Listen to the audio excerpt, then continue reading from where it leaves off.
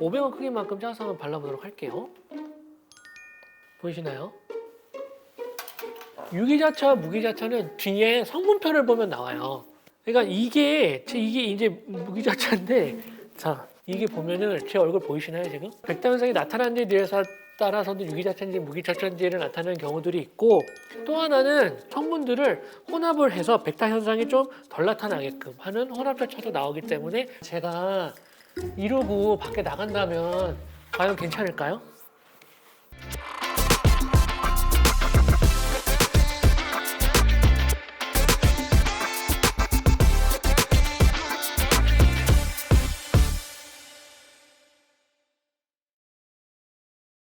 안녕하세요, 닥터 진심입니다.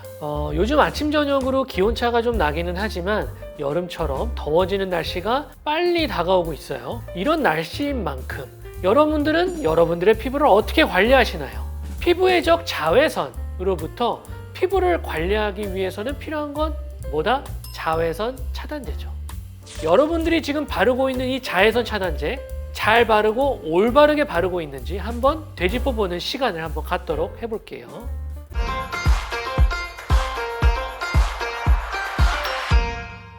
자외선 차단제를 알기 전에 자외선이 뭔지에 대해서 크게 세 가지로 나누어 볼 수 있는데요. 우리가 알아야 할 것은 UVA와 UVB인데요.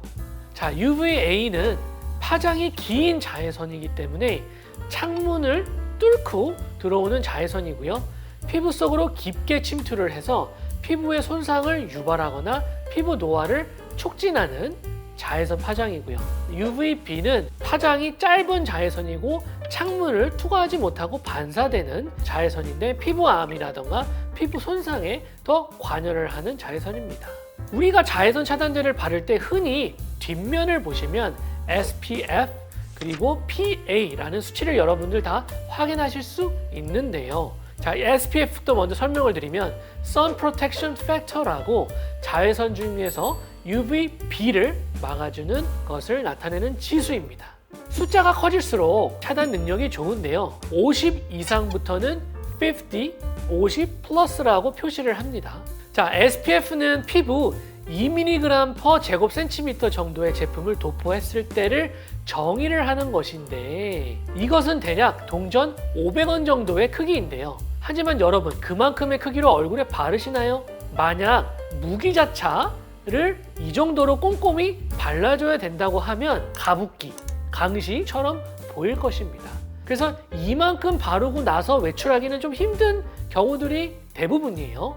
많은 양을 일상적인 생활에서 바르기가 힘들기 때문에 3-4시간 간격으로 덧발라주는 것을 제가 누누이 강조를 하고요. 피지 분비라던가 아니면 땀 분비로 인해서 자외선 차단의 효능이 줄어들 수밖에 없기 때문에 덧바르는 것을 강조를 드리는 겁니다.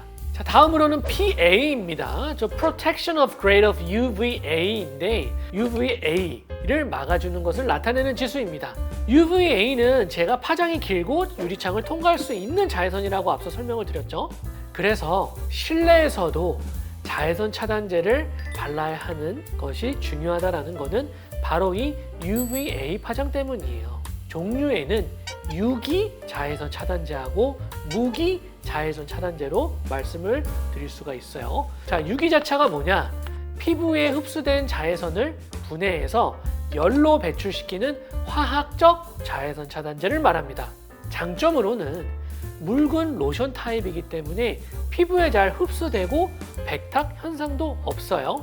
경량성으로 발림성 또는 사용감이 좋다라고 흔히들 말합니다. 그럼 유기자차만 사용하는 게 과연 좋은 것일까요?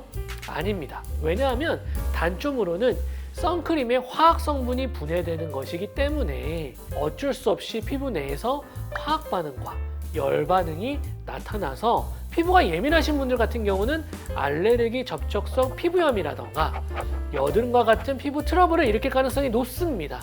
그래서 피부가 예민한 사람의 경우 피부에 자극감을 줄 수 있어 피하는 것이 좋습니다. 자, 다음에 이제 무기자차가 있어요. 민감성 피부 또는 산모나 유아에게 많이 사용이 되는데요. 피부 바깥쪽에 막을 형성을 해서 자외선을 차단시키는 물리적 자외선 차단제입니다. 티타늄 디옥사이드나 징크 옥사이드 딱 두 종류가 있어요. 근데 이 두 가지가 다 하얀색 돌가루 같아서 발랐을 때 뻑뻑하고 백탁 현상이 나타나게 되는 거죠. 장점으로는 피부에 흡수가 되지 않아서 자외선을 피부 바깥쪽에서 차단하는 효과가 있기 때문에 홍조가 있거나 예민한 사람에게도 도움이 되고 피부에 바르면 바로 효과가 나타나서 외출을 하셔도 됩니다. 그러면 여드름성 피부에는 어떤 자외선 차단제가 맞는지를 한번 잠깐 포인트로 설명을 드려볼게요. 자, 우리 피부는 피지를 생성하고 배출하는 일을 계속 반복을 해요. 이때 각질이라던가 노폐물 등이 피지가 배출되는 통로인 모공, 털의 구멍을 막고 있으면 여드름이 발생을 하는 겁니다. 피부에 막을 씌우는 원리이기 때문에 폼 클렌징만으로는 완벽하게 씻기지가 않아요. 여기서 중요한 세안 방법은 이중 세안이 필요하다는 거예요. 클렌징 워터라던가 클렌징 로션, 크림 등으로 1차 세안을 하고 그리고 클렌징 폼으로 2차 세안을 통해서 모공에 노폐물이 끼지 않도록 하는 것이 중요합니다. 여드름성 피부에는 SPF 50보다는 SPF 30을 추천드려요. 왜냐하면 50 이상부터는 자외선 차단제는 SPF를 높이기 위한 특정 성분이 피부 자극을 통해 여드름을 유발할 수 있기 때문입니다.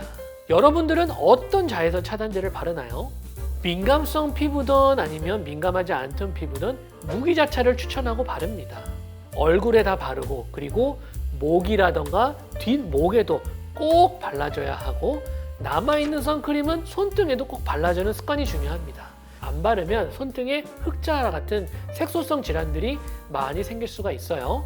자외선 차단 물질은 완전히 자외선을 차단할 수는 없어요. 얼굴에 접촉되는 수많은 행동들, 예를 들면 손으로 코나 턱을 막 일하면서 만지거나 아니면 저처럼 안경을 이렇게 고쳐 쓰면서 여기 손에 이렇게 닿거나 이런 현상들 때문에 또 씻겨나가고 또한 이렇게 더운 계절에 그렇게 피지 분비나 땀 분비가 늘어나게 되면 자외선 차단이 희석될 수밖에 없고요.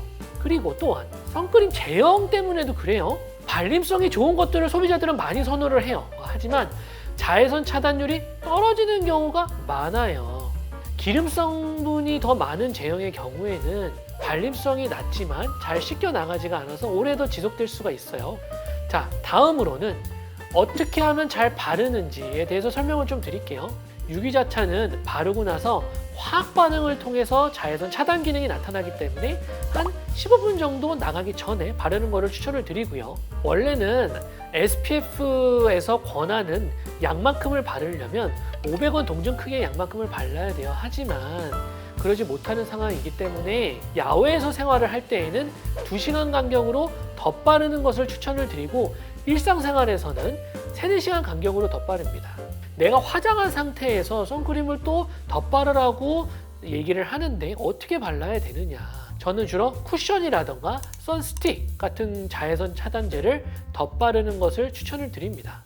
자, 그러면 피부 타입에 따라 또 선크림 제형을 어떤 거를 써야 할지 또 궁금해하시는 분들이 많았어요. 건조하고 유분이 부족한 피부에는 가벼운 젤 타입보다는 꾸덕한 크림이나 밤 제형을 추천을 드리고요. 유분이 많고 트러블이 많은 성인 같은 경우에는 가벼운 젤 타입이나 로션 제형을 추천을 드립니다.